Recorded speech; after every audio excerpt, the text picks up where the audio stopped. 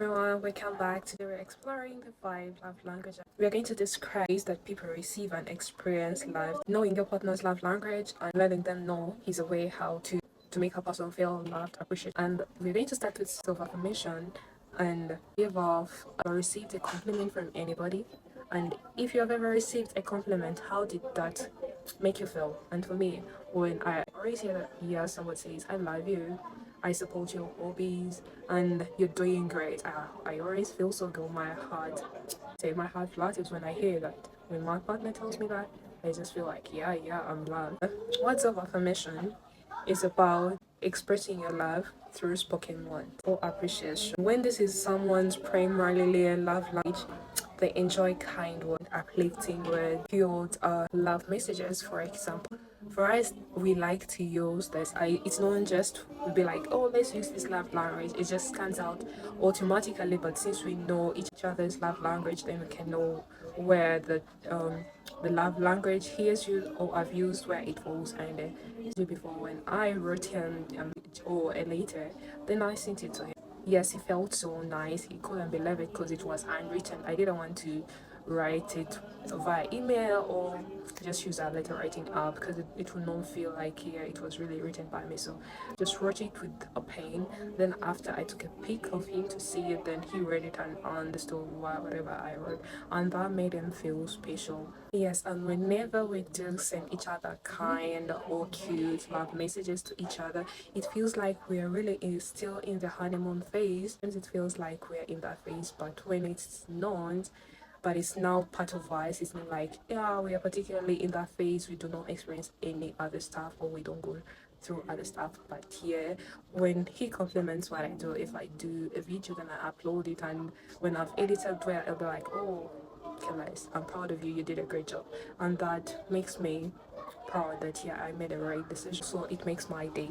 Second one is quality time. So some value these love languages, and when you're together, when you spend time together doing things that you do both live, without having any distraction by phone, and you just do what you want to do, either tell each other stories, plan your future, talk whatever you want to talk about, and also play games, dance, or listen to music, or even do Netflix.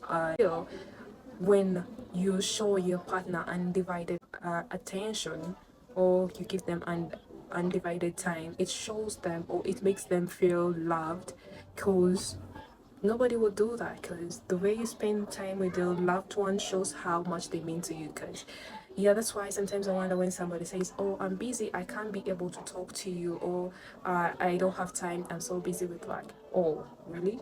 It takes even 5 minutes when you're in a long distance relationship, 5 minutes to communicate with your partner so that you can know how the day was on his side, and also you can know how the day went on your side. So if somebody tells you that they don't have enough time for you, that shows how much you really mean to them. So that's why quality time together is one of the love languages. And people that, when my partner came to my country, yeah, we would spend less time on phone, and the time that we're on phone was just to text our family so that they know we're doing right, eggs, what is happening in the world, and also maybe also me scroll through YouTube or TikTok and see what's going on there.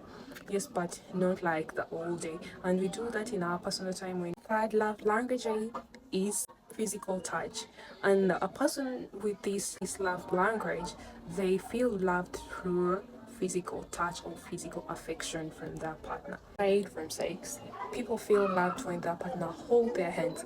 For example, me, when hold my hand after hugging him at the airport when we're going towards the car, I was like, oh my god, there are lots of people. Just in my heart, that's why I felt, but I was not scared to do that in public to show affection to me, and that made my heart again flat. I was like, oh my god, did he really hold my hand? And yes, he did. And when we were at the Airbnb going down the stairs, he would hold my hand, and when we go to buy some things or go to the supermarket, he's still holding my hand. And if he can't hold my hand, he just holds my waist.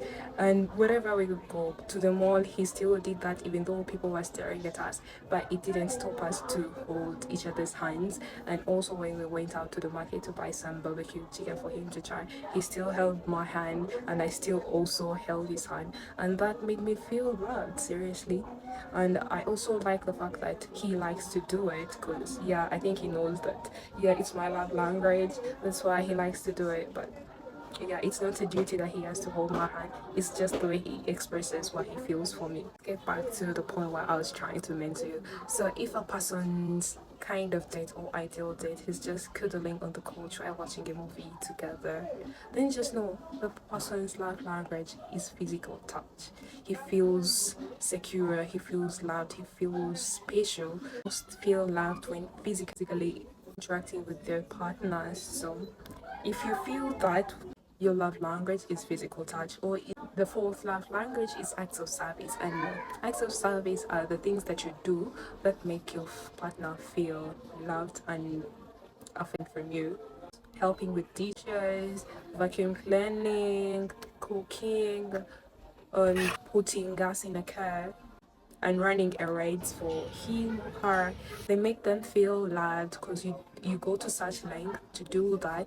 It shows how they mean to you. Me, I like the fact that he was, when we got done with eating, he could wash the dishes, and I didn't feel like I was in the mood to cook. He would offer to cook, even not me asking him. He would just go to the kitchen and be like, "Oh, I'm going to cook this colors," and yeah, I just sit there and wait to eat our lunch or dinner, because for him he doesn't know how to iron, so I could iron his clothes and he'd be like, "Oh, thanks, colors." Yeah, he feels loved because maybe he has never experienced it before in his life. He feels that he's patient, and just know the reward after that is like a kiss or a your partner's main or primarily love language is acts of service. They will notice and appreciate the little things that are putting in the effort to do for them. Fifth love language is receiving gifts, and I know mostly ladies do like this vivid love language to receive from their partner, and most of them, they know that their partners love them or they feel affection from them when they do receive gifts from them.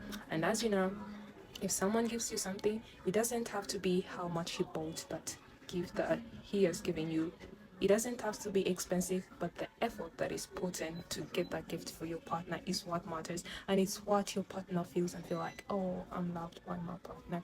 And for example, when I got a gift from my birthday gift from 2022 from my mom, from my fiancé, that is a necklace that I didn't get to wear today for you to see it, but I'll put a pic so that you'll be able to see the gift that I got for him. And also this watch is also part of the other gifts, and there are also lots of gifts that I can be able to show you. When he does that, I feel really loved. I feel, yeah, I have a place in his heart, and it's really really deep. It's not just on the surface, but it's really really deep.